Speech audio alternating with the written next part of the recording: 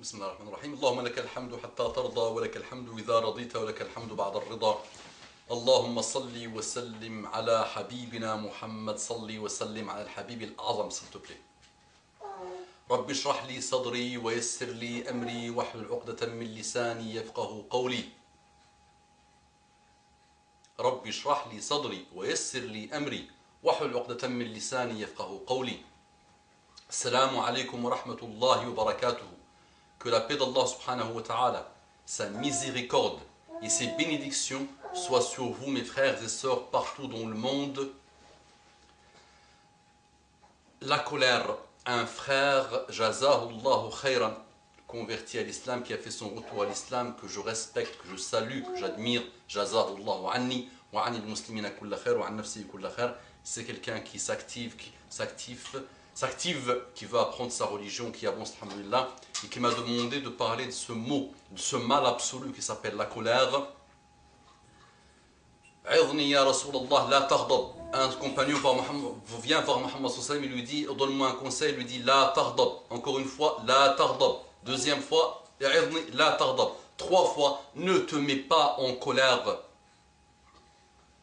Yashhadullah, Allah est témoin qu'une des choses qui m'a fait prendre la parole, moi qui ne voulais pas la prendre du tout, ça veut dire préparer ce type, faire ce type de cours, faire ce type de rappel à moi-même sur internet, c'était un cas de violence totale qui n'est malheureusement pas passé parce qu'à l'époque j'étais débutant et j'avais fait une vidéo qui avait duré 25 à 30 minutes et donc il ne passe pas sur YouTube. C'était un monsieur qui avait frappé sa femme quand elle lui a annoncé qu'elle était enceinte. Donc il lui avait cassé l'épaule, il lui avait cassé les dents, elle avait passé quelques nuits à l'hôpital. Et j'étais informé malheureusement de ce cas. Et subhanallah, j'ai décidé à ce moment-là, il y avait des petites choses que Allah a mis en place, subhanahu wa ta'ala, pour que je prenne conscience qu'il faut que j'essaye à mon niveau, à moi, mon petit niveau à moi, d'essayer d'apporter quelque chose à nos frères et sœurs et à moi-même. Et donc j'ai commencé à prendre la parole. Donc la violence, oui, elle est partout. Elle est dans tout. Et Muhammad sallallahu alayhi wa sallam nous a donné le remède. Yashhadullah, Allah est témoin, l'autre jour je voyais une émission où des chercheurs anglais avaient finalement fait le tour, avaient répété ce que Muhammad sallallahu alayhi wa sallam avait dit. Quand tu es déjà, évite toute chose qui mène à la colère. Donc évite toute chose qui mène à la colère. Ça, ils l'ont trouvé, ça. Nous savons, psychiatres, ce type d'études et de sciences pour prouver ça, pour arriver à ça. Donc, ne fais pas ça. Mohammed sallallahu alayhi wa sallam dit, la tarda. La an-nahiya, là qui te dit, négation, ne fais pas. La tarda. Ne te mets pas dans des situations de radab, de colère. 3 fois. Donc la tarda. Mohammed sallallahu alayhi wa sallam, quand il dit ça, attention, 3 fois, très très important. Ne te mets pas, ne favorise pas, ne sois pas, ne t'attire pas des situations qui vont t'amener la colère. D'accord? Tous les déclencheurs de la colère, évite. Donc, ils sont arrivés à dire, ces gens-là, et donc finalement ils ont répété ce que Muhammad sallallahu alayhi wa sallam avait dit. Change de situation. Change ton état, si jamais par malheur, cet état de radab, de colère, te touche. Change de situation. Muhammad sallallahu alayhi wa sallam dit, si, Jacques le radab, si tu es éprouvé, si tu as eu le malheur d'être radban, devant ça, qu'est-ce que tu fais? Si tu es debout, assieds-toi. Si tu es debout et radibt, tu t'es mis en colère, assieds-toi. Si tu es assis et radibt, couche-toi. Bien. Ok. Muhammad sallallahu alayhi wa sallam nous dit autre chose qui est phénoménale et que nos amis anglo-saxons, j'essaierai de trouver cette étude, Inch'Allah, et que j'essaierai de poster sur Facebook, et que je vais même lire, Inch'Allah. Ils ont dit, il faut quelque chose en relation avec l'eau. Toucher l'eau ou quelque chose avec l'eau. Et je vais trouver Inch'Allah l'article. Mais Muhammad sallallahu alayhi wa sallam nous le dit. Et que les scientifiques ne le trouvent pas, c'est Muhammad sallallahu alayhi wa sallam.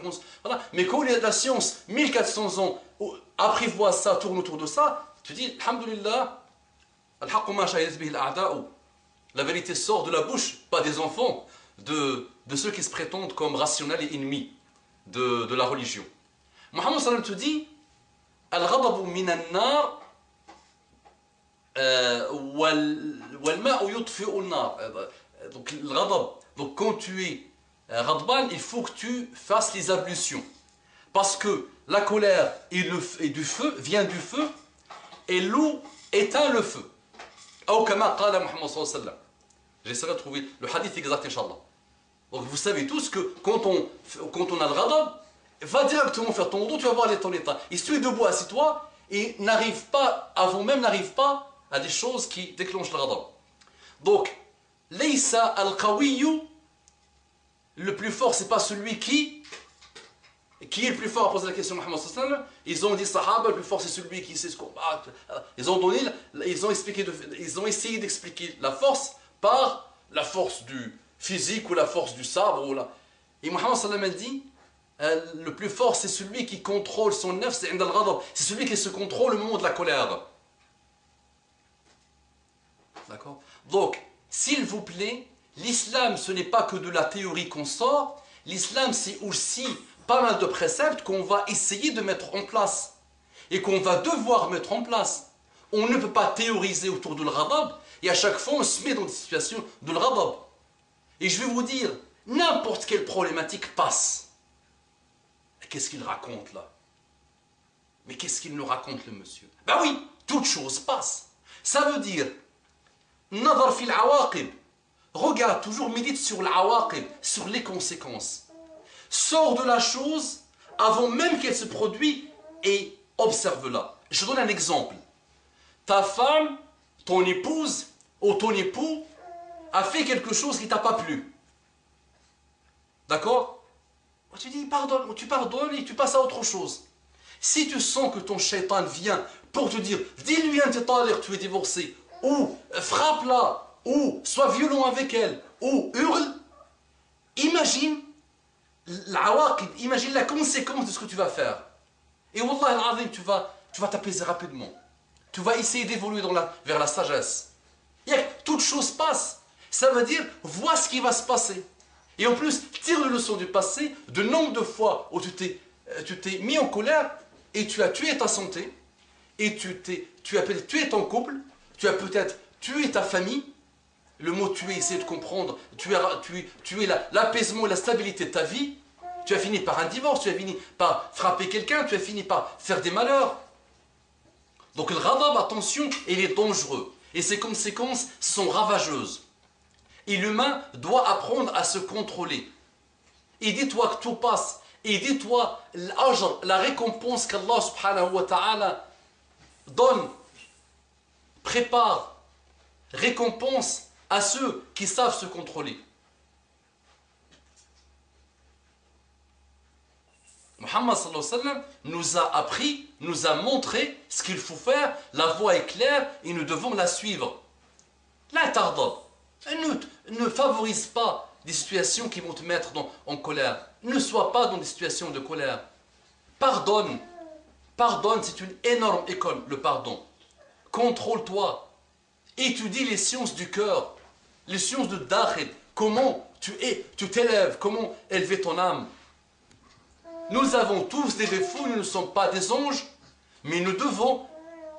قد أفلح من زكاها في القرآن. قد أفلح من زكاها وقد خاب من دساها. Réussira celui qui fait grandir le bien en lui, qui travaille son nafs et son âme pour évoluer vers le bien. S'il vous plaît, mes frères et sœurs, il y a des cas phénoménaux. Et nos frères parfois qui se prétendent dans la da'wah et sunna, longueur de journée, alors que lui, sa femme, elle est dans le coma depuis 6 mois. C'est un cas. C'est un cas arrivé réel. Ou l'autre, qui est des gens de la mosquée, et qui a jeté une table sur sa mère. C'est aussi une des raisons qui m'ont fait prendre la parole. Et qui a craché sur le visage de sa mère. Et l'autre qui a frappé son enfant, et il l'a laissé par terre, et il est parti à la mosquée. Il a laissé par terre, ça veut dire, il a frappé, tabassé, par terre, ça veut dire presque inanimé, il est parti à la mosquée. Malheureux tout ça. L'islam n'a rien à voir avec l'islam, tout ça. L'islam est innocent de tout ça. Le sunnah zahir, le paraître, masha'Allah. Mais sunnah dakhil dans le comportement de Muhammad sallallahu alayhi wa sallam, et dans le cœur, et dans le comportement, et dans tout, la hawla wa la quwwata illa billah. Revenons à Allah subhanahu wa ta'ala, faisons la tawbah nasuh surtout. اللهم صل وسلم على حبيبنا محمد اللهم ارضنا وضع عنا اللهم اقبلنا وتقبل منا صلى الله عليه وعلى حبيبه